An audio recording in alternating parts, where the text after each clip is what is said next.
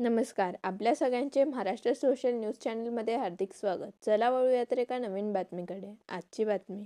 आशा सेविका व गट प्रवक्त्यांच्या प्रलंबित मागण्यांसाठी जिल्हाधिकारी धुळे यांच्या मार्फत केंद्र व राज्य शासनाकडे निवेदन देण्यात आले. किमान वेतन, मानधन वाढ, प्रवास भत्ता, विमा, बोनस व सेवानिवृत्ती लाभ देण्याची मागणी करण्यात आली आहे.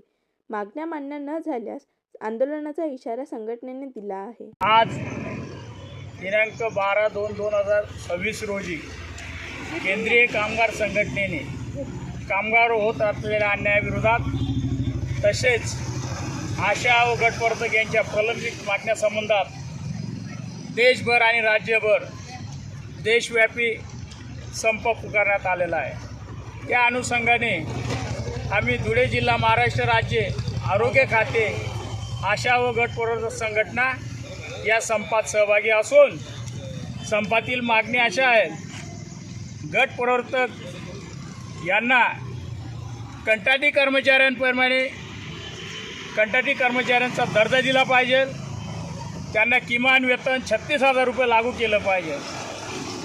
त्यांना प्रवासावरच भत्ता दिला जातो आणि ती जी रक्कम आहे ती अत्यंत तुटपुंजी असून त्या रकमेमध्ये प्रवासावर खर्च केला जातो.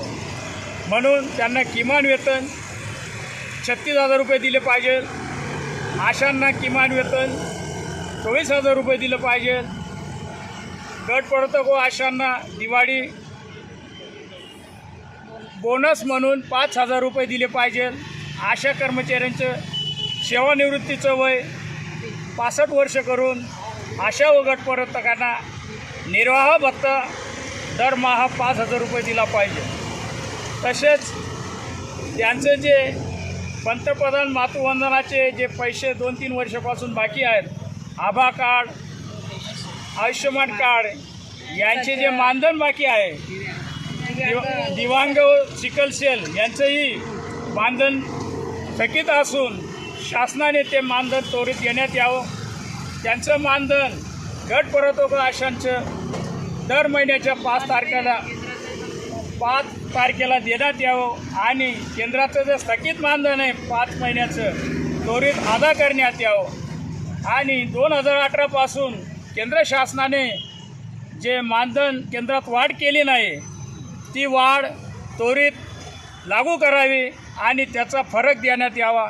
यासाठी आज रोजी आम्ही माननीय जिल्हाधिकारी तसेच माननीय मुख्य कार्यकारी अधिकाऱ्यांमार्फत पंतप्रधान, माननीय मुख्यमंत्री, माननीय आरोग्यमंत्री यांना मुख्य कार्यकारी अधिकारी आणि जिल्हा अधिकाऱ्यांमार्फत आम्ही निवेदन सादर करीत आहोत.